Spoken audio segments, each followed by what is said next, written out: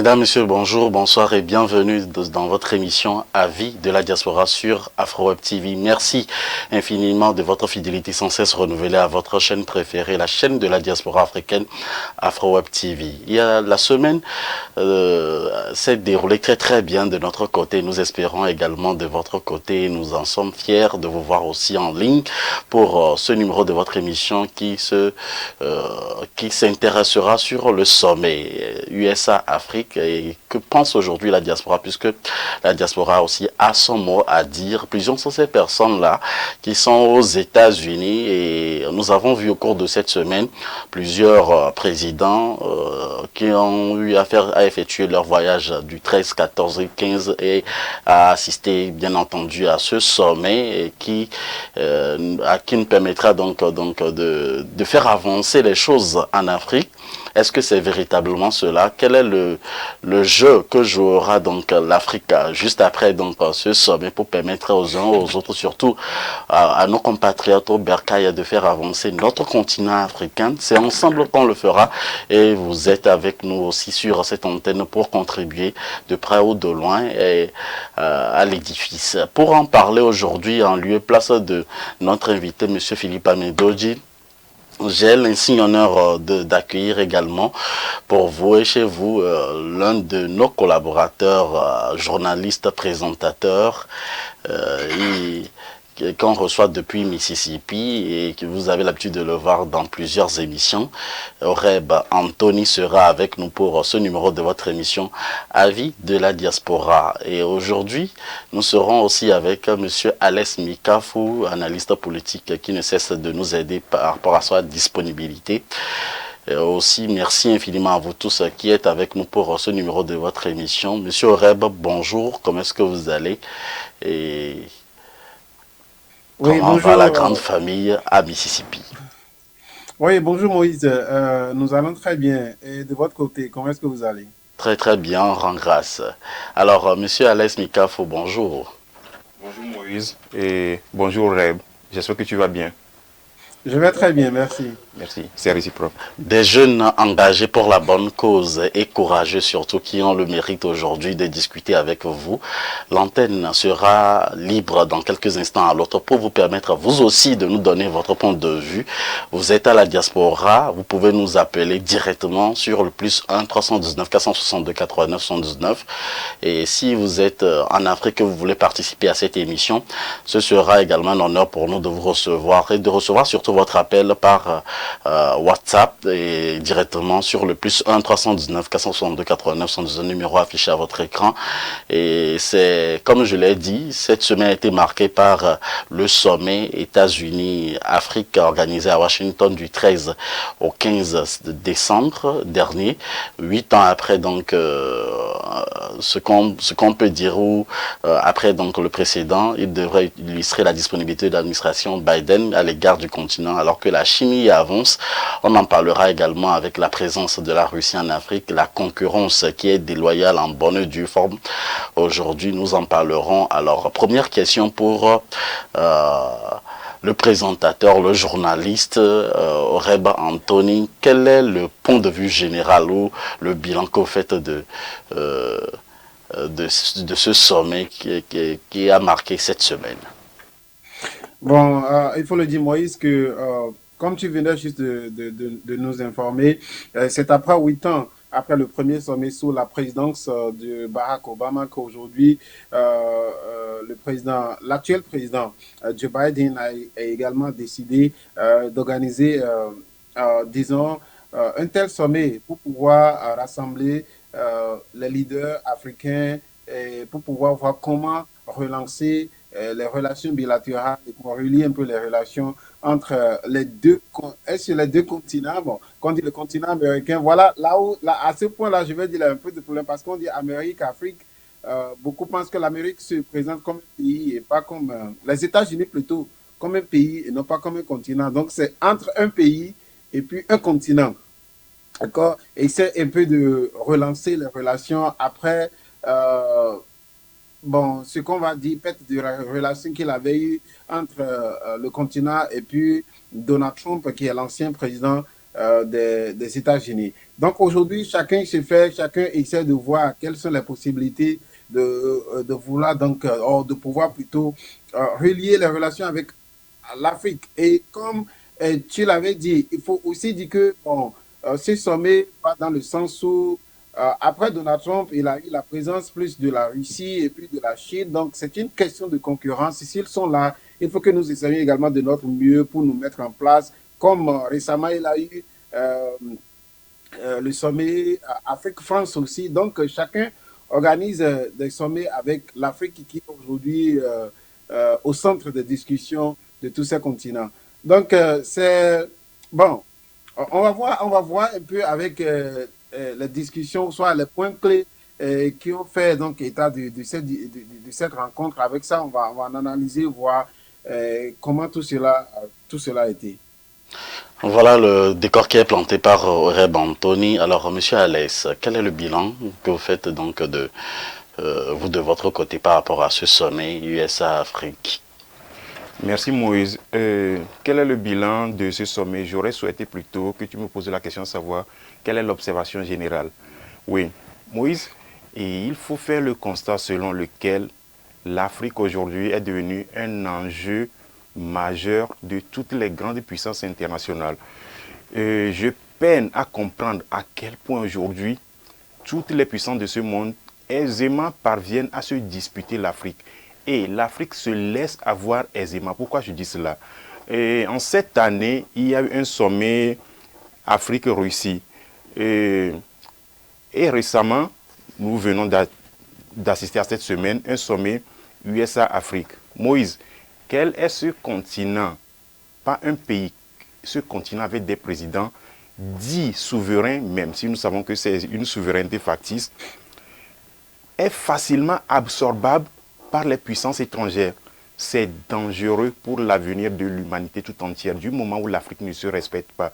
Pourquoi je suis en train de dire cela, Moïse? On dirait que l'Afrique est en train de s'adonner à une prostitution politique. Parce que tous les vents de ce monde qui souffrent aujourd'hui parviennent aisément à tourner l'Afrique dans la direction où ils veulent. L'année dernière, il y a eu un sommet France-Afrique où M. Macron disait promouvoir la démocratie en Afrique. Mais aujourd'hui, cette démocratie est-elle promue? Je ne pense pas. Il faut que les Africains, les autorités africaines parviennent à se ressaisir. Si nous voulons vraiment une Afrique prospère, si nous voulons vraiment une Afrique autonome, sinon sans cela, avec tout ce que nous sommes en train de voir, bientôt peut-être il y aura un sommet Afrique-Inde, eh bien, l'Afrique continue dans cette prostitution politique qui ne l'encourage pas, qui ne l'avantage pas. C'est selon donc Monsieur Alès Mikaf. Est-ce que véritablement c'est par l'Afrique qui est en train donc de tirer son épingle du jeu au Reb Anthony? Bon, de mon point de vue, qui serait un peu différent de ce que M. Alex a dit. Bon, quand on parle de procession politique, je comprends. Bon, disons que l'Afrique se laisse. Il n'y a aucun continent, ou disons aucun pays qui va, comment on dit, s'avancer seul, sans l'aide ou soit sans le soutien d'autres. Ce serait un peu difficile. Bon, et il faut le dire, bon, peut-être que le sens dans lequel les relations entre l'Afrique et puis les grandes puissances se manifestent, c'est ce qui nous touche un peu, d'accord, dans l'ensemble. Sinon, moi, je me dis, pourquoi pourquoi les relations sur ces genres de sommets ne se tiennent pas en Afrique? Si vraiment, si vraiment les discussions sont autour de l'Afrique, pourquoi tout cela ne se tient pas en Afrique? Pourquoi il faut voyager pour venir aux États-Unis? Pour la France, la fois dernière, les leaders qui ont été invités se sont déplacés pour aller en France. Pourquoi ne pas le faire sur le continent africain? Parce que s'il a des discussions qui ont affaire avec l'Afrique, il faut que tout cela soit discuté. Ce n'est pas comme s'il y a vraiment de conflits, c'est parce que c'est quand il y a de conflits et que les participants ou soit des parties prenantes de ces conflits n'arrivent pas à se comprendre. Là, on les invite quelque part pour pouvoir des jeux de médiation. Mais ce n'est pas ça le cas. Vous voulez de nous, alors vous devez descendre, vous devez venir nous voir et puis ensemble, on va en discuter. Et je mets ça de côté. De deux, Moïse, euh, il faut plutôt, je pense, j'ai vu des relations Nigeria, États-Unis, relations Bénin, États-Unis, relations Russes, Bénin, Russe, Mali, des choses comme ça peut être un peu clair. Mais quand on dit relations Russe-Afrique, ça minimise beaucoup le continent africain. Mais est-ce que Ça le le lieu, minimise tellement. mais je ne vous coupe pas, mais est-ce que le lieu dépend donc des négociations?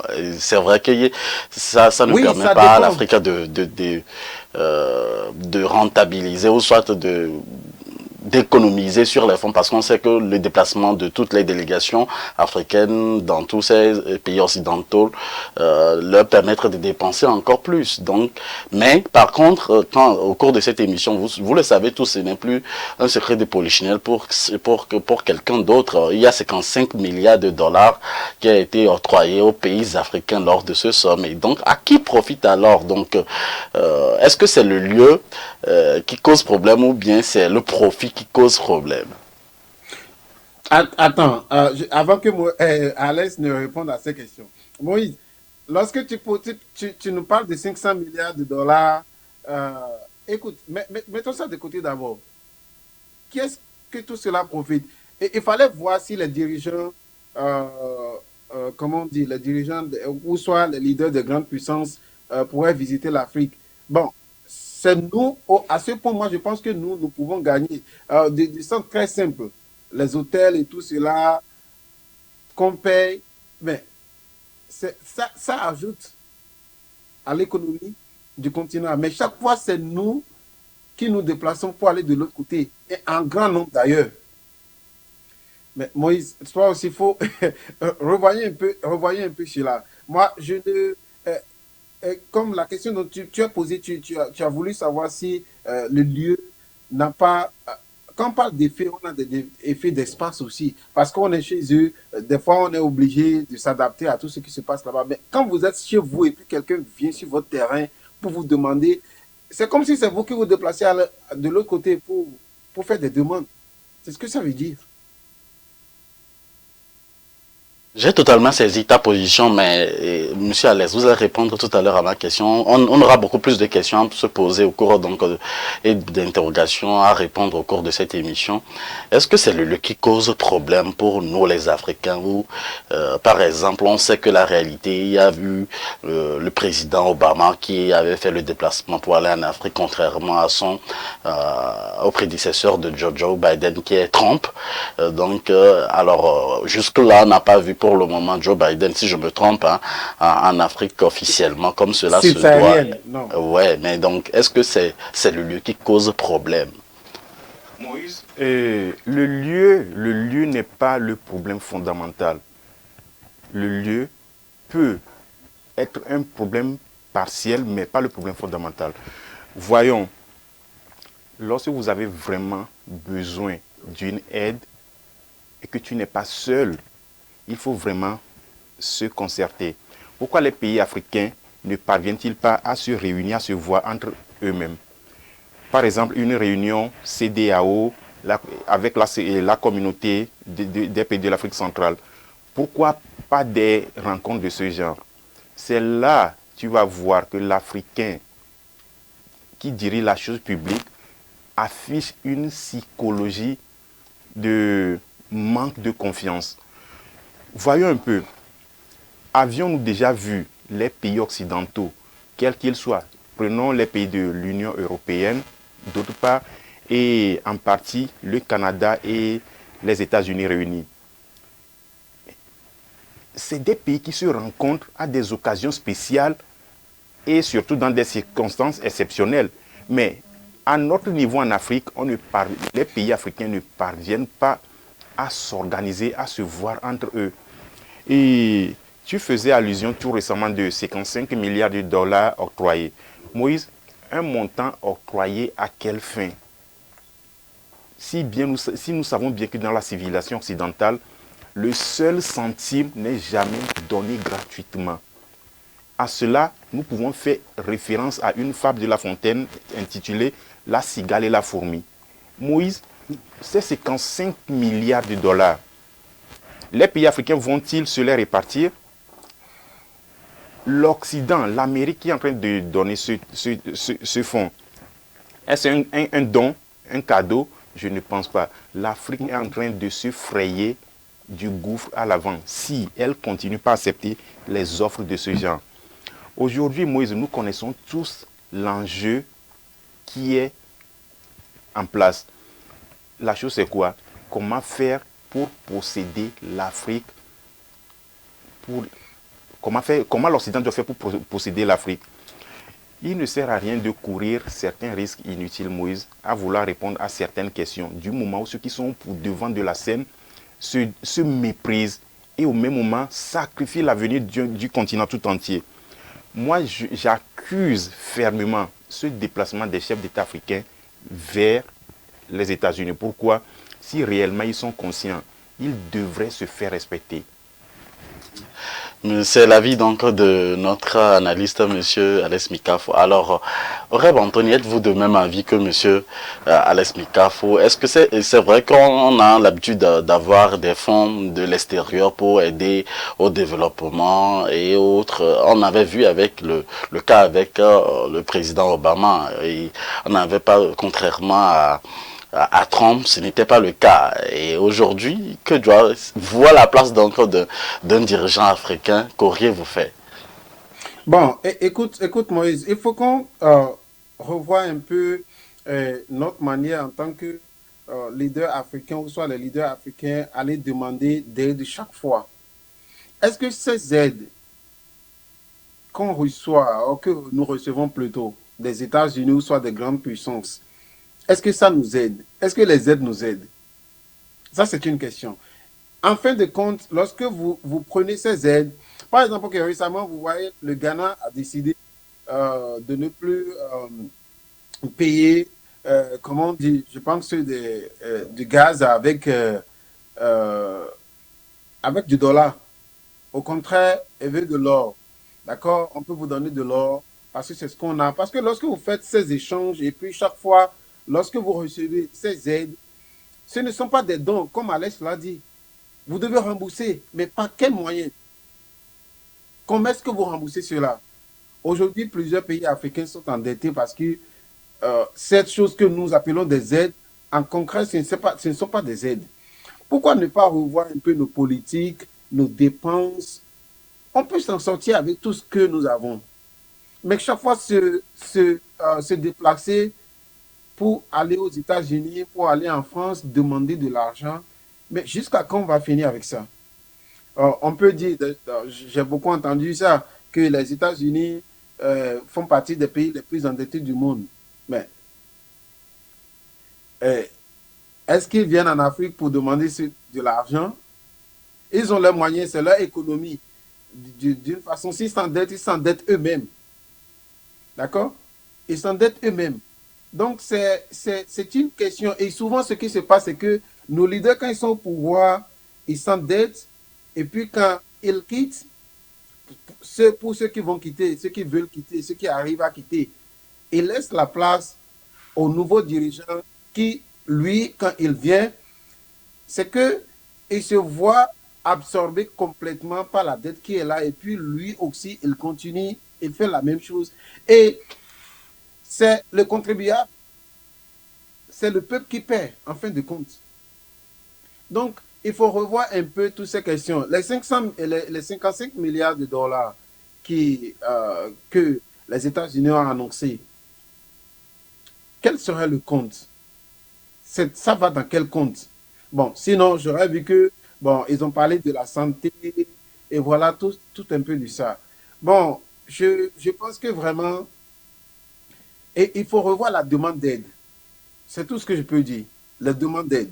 Il faut tellement revoir ça. Et euh, tu avais parlé en temps de contrer l'influence de la Russie. Par exemple, en 2020 seulement, Pékin, ça c'est la Chine, elle a conclu plutôt des accords totalisant 735 milliards de dollars avec 623 entreprises africaines. Tandis que les États-Unis ont investi 22 milliards de dollars depuis 2019 avec seulement 80 entreprises. Donc, c'est ce qu'on disait en temps. Donc, euh, il faut voir comment investir en plus et plus endetter de plus. C'est ce que moi je vois. On avait vu au sommet le président de l'Union africaine avec le président américain Joe Biden à un dîner de gala. Oui, bien entendu, on va revenir sur les fonds. Et ma question sera très précise. En quoi ce sommet profite-t-il à l'Afrique véritablement, Monsieur Alex? Moïse, il faut vraiment être objectif. Ce sommet en rien ne profite à l'Afrique. Pourquoi je suis en train de dire cela? Il faut qu'aujourd'hui l'Afrique apprenne à se faire respecter. Voyons un continent dans lequel les présidents ne parviennent pas à s'entraider. Si entre vous-même vous ne vous entraidez pas, c'est autrui qui viendra vous unir. Je ne pense pas. Il faut s'unir avec les gens de sa classe. Comme le dit couramment un adage, ce sont les oiseaux de même plumage qui volent ensemble. Moïse, je reviens encore sur une fable de La Fontaine. Vous ne pouvez pas être ce pot de terre et vouloir faire amitié avec le pot de fer. Il va forcément vous casser, sinon vous écraser. L'Afrique n'a aucun intérêt à se déplacer vers les États-Unis au motif d'un sommet USA-Afrique. Il faut que les Africains fassent l'effort. Si réellement un pays a besoin d'eux, que cette relation soit bilatérale, c'est-à-dire entre ce pays et un autre pays de l'Afrique. L'Afrique n'a aucun intérêt, l'Afrique n'a rien à gagner. Si ce n'est que venir aux États-Unis recevoir des injonctions. La preuve, tout ce que nos chefs d'État sont venus signer dans ce pays, ils ne le montreront jamais à leur population. Et ils commenceront seulement à subir. L'une des raisons pour lesquelles il faut que les intellectuels africains qui sont dans la pratique, dans la gestion de la chose publique, parviennent à être autonomes. Voyons, nous ne manquons pas d'experts dans tous les domaines de compétences en Afrique. Mais malheureusement, les meilleures têtes africaines, Moïse, sont en train de servir l'extérieur. La preuve, je ne suis pas en train de faire le culte de notre personnalité, mais toi et moi, Moïse, on peut valablement servir notre pays, mais ce n'est pas le cas. On sait l'Afrique en faisant par exemple ces genres d'émissions aussi. On sait l'Afrique en faisant ces genres de choses, mais Moïse, retiens bien que nous n'avons aucun pouvoir de décision. Et aujourd'hui, soyons réalistes, nous servons plus l'étranger que notre pays. Compte tenu de quoi? Compte tenu des faveurs que ce pays nous offre. Et ça, il ne faut pas être hypocrite, il faut vraiment être reconnaissant. Et je le suis. Mais les Africains qui sont au devant de la chose publique doivent rendre accessible la tâche à la diaspora africaine. Nous avons certains de nos promotionnels, certains de nos aînés, certains de nos grands frères qui sont l'un des meilleurs professeurs dans les universités occidentales. Mais c'est des gens qui ne servent pas leur pays.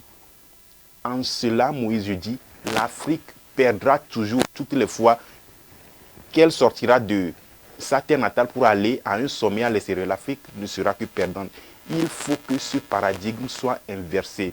Si quelqu'un a besoin de l'Afrique, que la personne rentre en Afrique.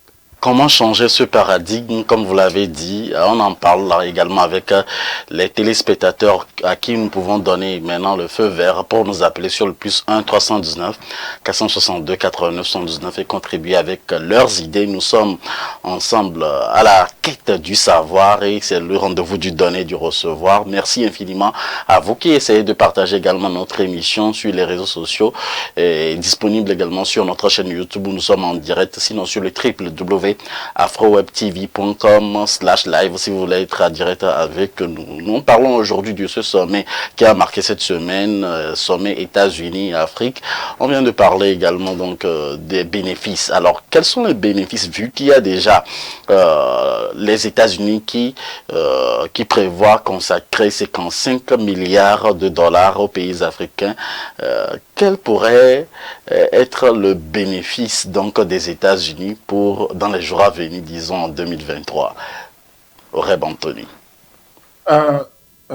Bon, je voulais le dire, comme on parle aussi du fait que bon, le déplacement du continent africain n'est pas aussi dans un bon sens. Bon, il faut voir aussi du bon côté de cette réunion. Moi, le problème que j'ai eu simplement, avant que je ne parle des bienfaits de la réunion, c'est que s'il doit vraiment avoir euh, un sommet États-Unis-Afrique, il faut que ça soit entre les États-Unis et puis l'Union africaine. Parce que si vous parlez d'Afrique, pourquoi faire déplacer les présidents des pays africains? Bon, moi, ça, bon, c'est ma question.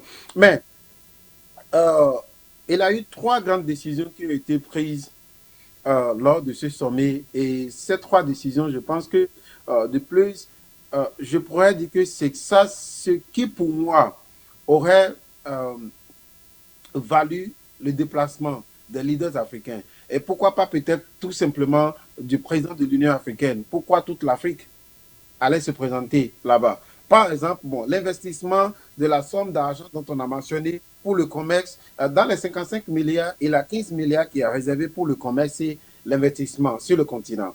D'accord. De deux, il a également des discussions sur l'octroi d'un siège permanent du Conseil de sécurité, d'accord, à l'ONU. Donc, c'est-à-dire, l'Union africaine doit se présenter au Conseil. Il faut un siège pour l'Afrique. Jusqu'à présent, il n'y a rien de pareil. Donc, de ce côté, les discussions pareilles pour moi ont des effets positifs. Mais ce n'était pas toute l'Afrique et qui devait se présenter pour ce genre de discussion. En troisième position, il y a également l'intégration de l'Union africaine comme membre du G20. Donc, on essaie de voir la possibilité pour que l'Union africaine devienne membre du G20. Parce que, bon, la discussion des G20, tout cela porte des faits sur le monde entier. Bon, il faut que l'Afrique se représente. Il faut qu'il y ait une représentation du continent africain de ce côté. Donc, moi, en voyant tout cela, je vois que, bon, ce sont des effets positifs que nous avons sur ce sommet. Il a également eu une enveloppe de 504 millions de dollars qui a été annoncée par les États-Unis pour la réhabilitation du corridor routier entre le Bénin et le Niger. D'accord? Et tout cela va dans un pacte régional du transport Niger-Bénin avec l'aide des États-Unis. L'initiative, c'est de promouvoir le commerce entre les USA et l'Afrique de l'Ouest.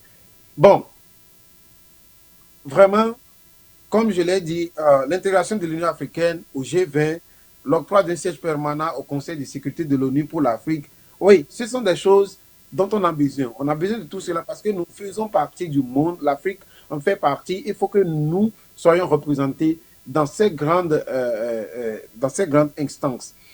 Mon problème, c'est seulement les enveloppes, les investissements. Est-ce que nos leaders parviennent à vraiment déployer ces sommes d'argent pour les raisons pour lesquelles ces enveloppes ont été débloquées, ont été envoyées? Moi, c'est ce qui me gêne. Sinon, on reçoit des enveloppes sur enveloppes et quand même, on ne voit pas de changement. Qu'est-ce qu'on fait avec ces enveloppes? Et le contribuable va en payer à la fin. Donc, voilà, le sommet a aussi ses effets positifs. Mais ce sont des annonces qui ont été faites. On ne sait pas encore quand ces annonces vont être concrétisées, exécutées. Mais ce sont de bons effets quand même. Parce que si l'Afrique parvient, l'Union africaine parvient à s'intégrer au G20, ça fera du bien aussi pour une représentation. Et ici, on a un siège permanent aussi au Conseil de sécurité de l'ONU. C'est bien. Mais la présence de l'Union africaine peut aussi avoir d'effets négatifs. Par exemple, à l'heure actuelle, on ne fait pas partie encore, on n'a pas un siège permanent au Conseil de sécurité de l'ONU qui est, je vais dire, dirigé par les États-Unis, les G20. Mais l'Union africaine a déjà bloqué la présence de certains pays à ces sommets dont on va en parler plus tard. Bon, je ne sais pas. Il faut qu'il y ait d'équilibre quand même. Justement, vous l'avez soulevé, il y a des bienfaits donc de ce sommet. Monsieur Alex, quelle est l'interprétation que vous faites de ces grandes décisions ou annoncées déjà par les États-Unis? Moïse, il faut que nous, Africains, la diaspora, et surtout nos leaders, ceux qui sont devant de la scène publique, fassent l'effort de faire une juste lecture de la situation actuelle du continent. En 2007, M. Sarkozy accéda à la magistrature suprême dans son pays, la France. Dans bon nombre de ses sorties, il n'a cessé de flatter les Africains, qu'il est inadmissible que l'Afrique n'ait aucune représentation aux Nations Unies parmi les 5 membres permanents. Il a toujours clamé cela haut et fort, mais en réalité, ce n'est qu'une forme de flatterie pour endormir davantage nos leaders africains. La suite, où en est-on? Juste à l'heure où nous sommes en train de parler, il n'y a aucun pays africain qui siège au niveau des membres permanents. C'est une tactique, c'est une forme de pratique politicienne pour endormir sa proie. Et je pense aujourd'hui, l'oncle Sam est dans cette même directive. Moïse, ne soyons pas dupes. Il n'y a aucun pays occidental qui voudra objectivement que l'Afrique soit représentée au niveau des membres permanents des Nations Unies. Mais pourquoi est-ce qu'il ne voudrait pas alors? Pourquoi il ne voudrait pas? Parce que l'Afrique, aux Nations Unies, parmi les mêmes permanents, suppose une autonomie directe de l'Afrique, précisément de ce pays. Parce que ce pays aura la possibilité de bloquer certaines résolutions. Ce pays peut également avoir la possibilité de favoriser certaines des résolutions en faveur de l'Afrique, ce que l'Occident ne voudra jamais. Pourquoi je suis en train de dire cela, Moïse? Il y a une charte de l'impérialisme que je vais vraiment recommander, souhaiter à tous les chercheurs, à toutes les personnes qui peuvent avoir cette volonté d'aller lire la charte. À la lecture de cette charte, vous saurez qu'en réalité, l'Afrique et l'Occident n'auront que des relations de maître à esclave. Tout ce que les Africains vont chercher à l'extérieur, précisément en Occident, majoritairement, ce ne sont que des poisons pour leur bien-être. Faisons le constat selon lequel, quel est ce peuple à qui on apporte toujours des aides? Moïse, quel est ce peuple? Soyons réalistes, Moïse. Quel est ce peuple à qui on apporte toujours des aides? On apporte des aides juste parce que au départ, on se souvient également de cette histoire où il y a certains Africains qu'on a pris de l'Afrique pour venir aux États-Unis. Et donc nous sommes en train de rapatrier nos fonds. Moïse, il ne faut pas déplacer le débat. Ça, nous ne sommes pas dans ce contexte. Moïse, fais le constat selon lequel Oreb vient de dire qu'il y a un fonds qui sera alloué pour la construction d'un tronçon, je ne dis pas d'une route, d'un tronçon entre je l'appelle comme ça, entre le Niger et le Bénin. Et le Bénin, Moïse, ça sonne mal, politiquement ça sonne mal. Avions-nous déjà vu un pays occidental construit par une aide étrangère, à part le plan Marshall que les Occidentaux ont bénéficié après la Seconde Guerre mondiale? Alors, que se cache derrière cela? Ce qui se cache derrière cela, c'est-à-dire l'absorption de l'Afrique à l'avenir. Il faut que les Africains se réveillent, Moïse. Nous avons les spécialistes, nous avons des grands géotacticiens. Il faut qu'ils se réveillent. L'Occident n'a jamais aidé personne, même entre eux, les pays occidentaux, Moïse. Ils ne cèdent pas. C'est des aides conditionnées.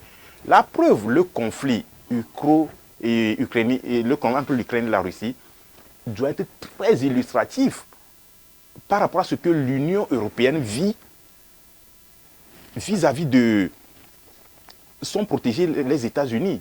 Moïse, il faut que les Africains se réveillent. Je le répète, toi et moi, nous n'avons aucun pouvoir de décision. Tout ce que prendront nos dirigeants comme décision peut nous favoriser ou nous allons subir. Mais il faut que nous ayons nos stylos et nos voix pour dénoncer ce qui ne va pas. L'Afrique n'a aucun intérêt à être appuyée par l'extérieur parce que cela ne sera jamais quelque chose de convaincant. Ce sera seulement quelque chose pour à enfoncer l'Afrique davantage, Moïse? Nous voulons toujours parler d'un partenariat gagnant-gagnant aujourd'hui, de par le monde où on en parle probablement dans tous les grands débats. Hein. Et ne voyez-vous pas que on pourrait bien négocier, ou soit nos présidents qui ont fait le déplacement cette semaine ont pu négocier quelque chose pour avoir un partenariat gagnant-gagnant? Moïse, un instant, je te coupe un peu la parole. Allez-y. Prenons tous les présidents africains, quels qu'ils soient, des 52 ou des 53 États africains. Quel est ce président africain aujourd'hui qui peut valablement se poser devant un dirigeant occidental et lui dire les 4 vérités? À mon avis, il n'y en a pas. Actuellement, c'est la diplomatie malienne qui est en train d'oser cela. Mais avec ce courage malien, des pays africains ne le soutiennent pas. Des pays africains sont en train de le combattre. Mais à la lecture de cela, quelle est cette Afrique que nous voulons laisser aux générations futures? Du moment où nous savons que l'Occident fait des projets sur des générations, sur une durée d'au moins 100 ans au minimum. Mais chez nous, Moïse, c'est le contraire. C'est tout à fait le contraire. C'est l'une des raisons pour lesquelles aujourd'hui, il faut stimuler les dirigeants africains à prendre les bonnes décisions. Parce que si aujourd'hui l'Afrique se résout à prendre les bonnes décisions, eh bien, l'Occident va fléchir devant l'Afrique. Il faut retenir cela. Alors, la même question à M. Reb Anthony. Comment pourrons-nous arriver à ce partenariat gagnant-gagnant avec les États-Unis si aujourd'hui nous savons qu'il y a 55 milliards de dollars qui ont été octroyés. Mis à part cela, il y a pour l'Afrique de l'Ouest, Bénin, Niger, où on vous en parlait tout à l'heure, 504 millions de dollars. L'initiative destinée à promouvoir le commerce entre les États-Unis et l'Afrique de l'Ouest. Comment pourrons-nous bénéficier de ce partenariat gagnant-gagnant? Moïse, tu vas voir que le partenariat gagnant-gagnant n'est pas là. C'est pourquoi souvent, lorsque ces fonds sont déployés, on ne vous dit jamais comment est-ce que ces fonds seront remboursés. On ne vous donne jamais le sens. Comment est-ce que ces fonds seront remboursés? Personne ne sait. Tout ce qu'on a comme info, c'est qu'un tel fonds a été débloqué, un tel fonds a été alloué. Mais alloué de quelle façon? Et lorsque le peuple entend qu'un fonds a été alloué, tout le monde pense que vraiment les États-Unis nous ont donné de l'argent, nous sommes riches. Mais c'est au dépend de la vie. Bon, ce que moi je dis, ça va être difficile, mais avec le temps, c'est possible. Par exemple, aujourd'hui, puisque le Mali ne veut plus de la France, le pays leur dit ces 4 vérités. Bon, si vous voulez vraiment être avec nous, revoyons un peu des décisions qui ont été prises dans le passé. Il faut vraiment réexaminer tout cela et voir comment est-ce que l'Afrique, comment on dit, gagne dans tout cela. D'accord? Si vous venez chez nous, si vous venez en Afrique, si les grandes puissances viennent en Afrique pour faire des demandes de quoi que ce soit, il faut qu'on voit dans quel sens nous pouvons. Par exemple, prenons par exemple l'exemple du Nigeria, un pays qui est pourri de ressources humaines, un pays qui est pourri comment on dit, du pétrole. Mais il se fait que jusqu'à présent, depuis plus de 60 ans, le Nigeria est incapable de construire des raffineries. Le géant africain est incapable. Et comment tout cela se produit? C'est du fait que les mêmes puissances dont il est question a mis en place des espions, ont mis en place, je vais dire, des instruments qu'ils utilisent pour détruire tous les efforts qui sont mis en place pour qu'il y ait des constructions de raffineries. Parce qu'il faut venir prendre des pétroles bruts, les ramener quelque part, raffiner et venir revendre ce pétrole au pays qui est béni de cela. Vous le revendez à votre prix, c'est vous qui décidez le prix auquel vous achetez, c'est vous qui décidez le prix auquel vous vendez. Mais, Moïse, comment est-ce que toi, ce que tu as, quelqu'un te dit à quel prix il va l'acheter et il revient. Par exemple, c'est la même question avec le cacao, avec le café qui revient en Afrique. Mais ça, ce n'est pas un partenariat gagnant-gagnant. Pas du tout. Pas du tout. Donc, il faut que tout cela se revoie. Si vous venez acheter des choses, il faut que l'Afrique décide. Voici, je vends ça à tel prix.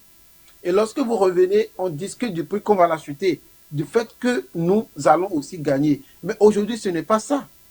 Et c'est ce que le Mali dit, c'est ce que dit le Mali aujourd'hui, c'est ce que le Burkina Faso dit, c'est ce que la Guinée dit aussi. Si vraiment vous voulez être avec nous, il faut qu'on revoie cette décision qui a été prise. Nous voulons gagner dans tous nos partenariats. Il faut que ce soit 50%, 50%. Voyons l'Afrique comme un centre commercial où tout le monde se jette pour... parce que c'est ce qui se passe aujourd'hui. L'Afrique est au centre, c'est un plat qui est au centre. Et que tout le monde vient voir comment, qu'est-ce que je peux manger, prendre ma part et décider de ce que je vais leur donner. Ça ne peut pas aller dans ce sens. Ça ne peut pas. Parce que tout cela, s'il avait des possibilités vraiment pour que l'Afrique, pour qu'il y ait des partenariats gagnant-gagnant, pourquoi ne pas aider l'Afrique à construire, par exemple, des pays qui ont du pétrole, à construire des raffineries et vous venez acheter du pétrole? Mais c'est ce qui doit être fait. Donc, pour moi, il faut revoir cette décision et revoir comment, si vous voulez des partenariats libres, il faut qu'il y ait de la liberté avant qu'il y ait des partenariats libres. On avait parlé également de contrats bilatéraux, de négociations et de part et d'autre. Bien avant, ma dernière question pour monsieur Alex, avant de terminer cette première partie, puisqu'on va faire une pause. Alors, monsieur Alex, comment est-ce qu'on peut en arriver à ce partenariat gagnant-gagnant de manière concrète? Moïse, pour arriver à ce partenariat dit gagnant-gagnant, il faut que les Africains parviennent à s'entraider eux-mêmes. C'est là que commencera vraiment le début d'une véritable autonomie. Parce que les pays africains sont émiettés. Et aller de façon individuelle au front serait une péril. C'est l'une des raisons fondamentales pour lesquelles les pays africains ont cet impératif à s'unir entre eux pour pouvoir réclamer quelque chose au nom du continent tout entier. C'est ça qui est le point focal que l'Afrique doit mettre en avant. C'est ça le point focal que l'Afrique doit mettre en avant. Vous l'avez dit, nous avons un téléspectateur, puisque vous tous, vous savez que c'est une émission interactive. Nous donnons l'opportunité à tous nos téléspectateurs de contribuer également à cette émission avec leurs idées. Auditeurs ou téléspectateurs, bonjour ou bonsoir. Bonjour Moïse, et salut à tes invités. Oui. Moi, je m'appelle Félicien aussi. Bon, comme moi, je suis résident aux États-Unis aussi. Et j'ai bien envie d'intervenir dans l'émission. Allez-y donc. En fait, par rapport à ce sommet USA-Afrique, moi je voudrais tout simplement dire que c'est une tentative, ou bien c'est la continuité de l'infantilisation de l'Afrique. Parce que tout ce qui est sorti de là, que ce soit les 55 milliards promis, tout ça là, un pays africain qui passe ce montant-là. C'est juste que nous, Africains,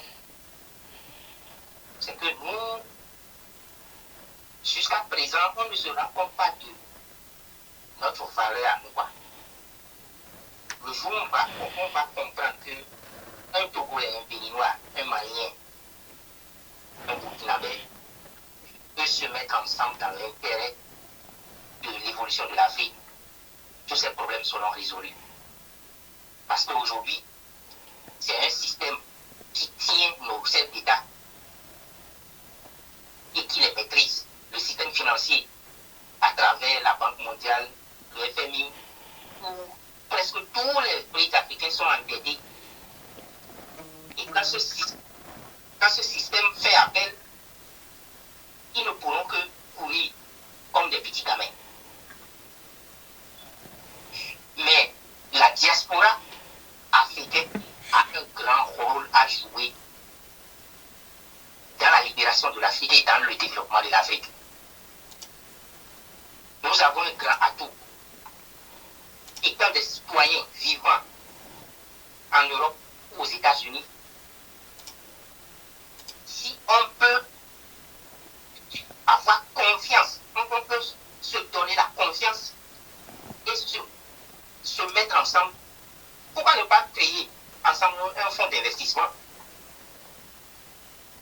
Est-ce que si on dit pas trimestre, on peut cotiser, par exemple 500 ou bien 1000 dollars, est-ce qu'on ne peut pas cotiser pour investir en Afrique? Supposons qu'il y a 100 jeunes Africains qui se sont mis ensemble pour créer un fonds d'investissement. Si en trimestre, ces gens peuvent cotiser 1000 dollars par trimestre, ça ne dit pas trimestre, ils ont 100 000 dollars. En une année, ils ont 400 000 dollars à investir. Mais l'Afrique, la diaspora ne se limite pas à 100 personnes. Donc, on a une force terrible qu'on ne maîtrise pas. Et on se perd dans des futilités. Pendant que les autres, là, leur objectif, c'est comment faire pour prendre l'Afrique au détriment des Africains. Merci. Ces gens-là veulent l'Afrique sans les Africains. Exactement. Et la guerre qui se mène actuellement au Mali, au Burkina Faso, en Guinée, ça doit nous donner à réfléchir. Pourquoi entre l'Ukraine et la Russie, ils ont injecté des milliers de milliards là-bas? Mais pourquoi cette histoire de terrorisme en Afrique là, ils ont du mal à aider l'Afrique?